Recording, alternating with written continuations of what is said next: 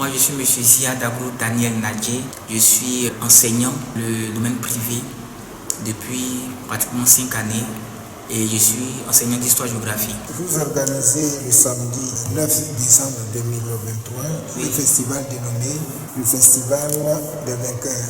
Pourquoi un festival des vainqueurs? Un festival des vainqueurs pour redonner goût à la jeunesse ivoirienne. Un festival des vainqueurs pour apporter de la motivation aux élèves qui n'ont plus de repères, qui s'adonnent à tous ces vices que nous pouvons voir aujourd'hui. Et donc ce festival est le moment où nous motivons, nous apportons assez de motivation à travers des activités qui permettent à l'enfant de reprendre confiance en lui, de reprendre ses études au sérieux et d'avoir vraiment un respect pour sa famille, pour son pays, pour son entourage. C'est l'objectif principal du Festival des Vainqueurs, c'est-à-dire le Festival des Vainqueurs vient pour changer en bien les mentalités de nos enfants. Et qu'est-ce qui est prévu pour ce festival? Pour ce festival, nous prévoyons inviter des personnes issues du domaine de l'éducation et nous sommes aussi ouverts à toute personne qui se sent dans le projet, qui veut apporter sa pierre à l'édifice en changeant en bien les mentalités de ces élèves-là et en contribuant à ce que cette jeunesse-là soit une jeunesse exemplaire. Parce qu'aujourd'hui, nous constatons que cette jeunesse par moment cherche un mentor. Quand je dis un mentor, cherche des personnes sur qui s'appuyer, mais ce n'est pas forcément tout ce que nous voyons sur la toile, toutes ces personnes que nous voyons qui sont forcément des modèles. Donc on fait cet événement, donner envie aux élèves à travers des personnes qui vont parler et qui vont conseiller sur des choses même que ces enfants-là ignorent. Concrètement, le contenu c'est quoi? Le contenu, nous avons plusieurs activités. D'abord, il y a ce qu'on appelle personnage atypique. Le personnage atypique, c'est une personnalité issue de n'importe quel domaine d'activité qui vient parler de son parcours afin de motiver ses élèves. Vous convenez avec moi qu'aujourd'hui, il y a des domaines d'activité en Côte d'Ivoire qui sont méconnus, mais qui sont de très bons domaines d'activité où la personne s'en sort sans faire de mauvaises choses. Et donc, on appelle quelqu'un pour parler de son parcours sous un thème. Le thème de cette édition, c'est les coulisses de la réussite. Et donc, la personne va parler de son parcours. Après ça, il y a ce qu'on appelle des présentations de documentaires. Nous présentons des documentaires ou des textes ou des images.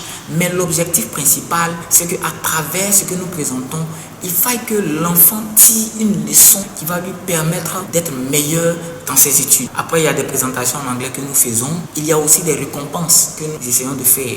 À la base, j'ai initié ce projet et c'est un peu difficile, à vrai dire, mais on essaie de faire avec. Et les personnes ont beaucoup plus d'engouement à nous voir le projet.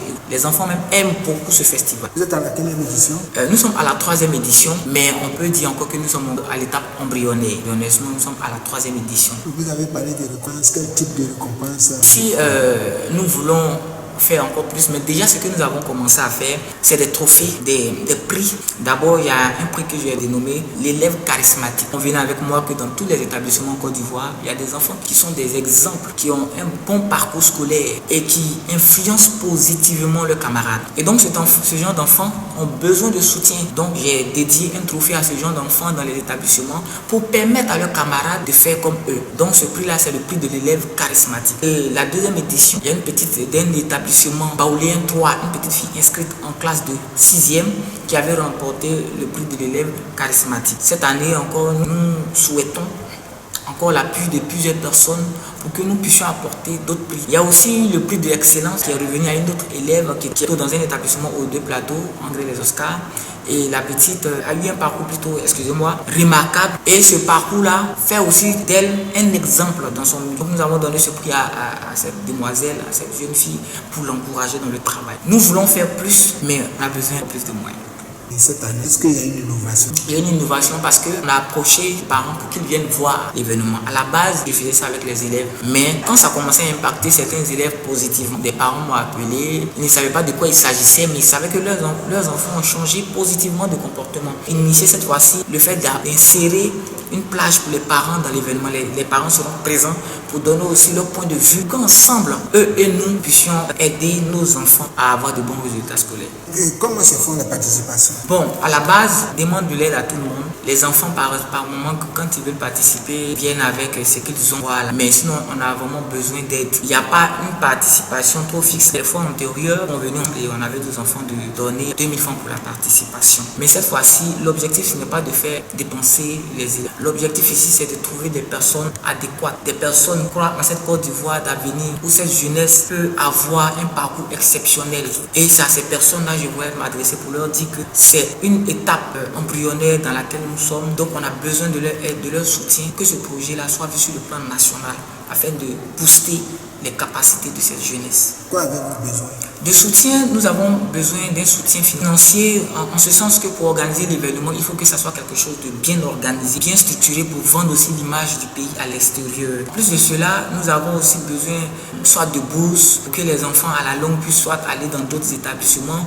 Nous avons besoin d'ordinateurs, nous avons besoin de cahiers, en tout cas tout ce qui concerne l'évolution d'un enfant dans un cadre scolaire. Aujourd'hui, on compte vraiment être soutenu afin de propager, je vais dire, cette bonne nouvelle à l'intérieur du pays, dans les profondeurs de la Côte d'Ivoire. Parce que l'enfant qui se trouve dans un village profond ne sait pas forcément qu'il peut être président de la République, il peut être ministre, un cadre de demain. Parce que quand il voit son entourage, il se dit que certainement, après 10 ans, il sera planteur, avoir une autre fonction comme ses parents. Pas pour dire que le fait d'être planteur est une mauvaise chose, mais il ne rêve pas grand. Il rêve dans leur limite, dans la limite du possible. Vraiment, c'est pour lancer ce message à toutes les autorités qui nous entendent, qui nous écoutent. Vous travaillez dans un secteur bien précis qui est l'éducation. Est-ce que à ce niveau, les autorités dans ce domaine, vous les avez approchées pour parler de ce projet? En toute franchise, j'ai commencé déjà à approcher certaines personnalités. Je suis en train de toujours faire des courriers, mais c'est un peu difficile parce que par moment,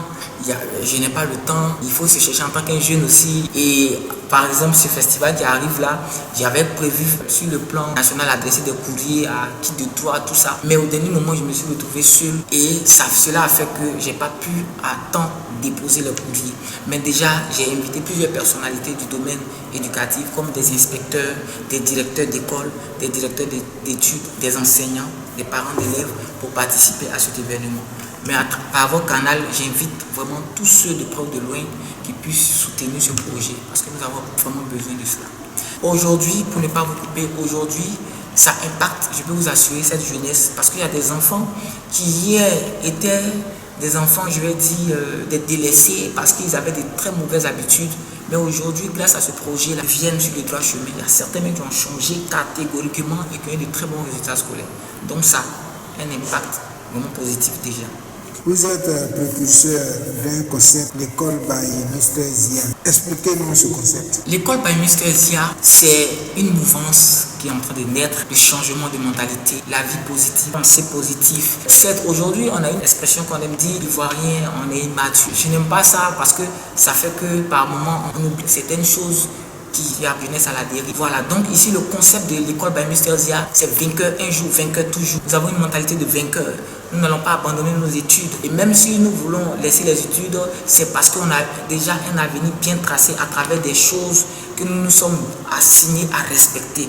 Donc ici, c'est une mouvance pour envoyer l'enfant à travailler correctement, à être assidu à l'école, à être le meilleur de son école. C'est-à-dire prôner l'excellence. C'est ça l'école by Mr. Zia.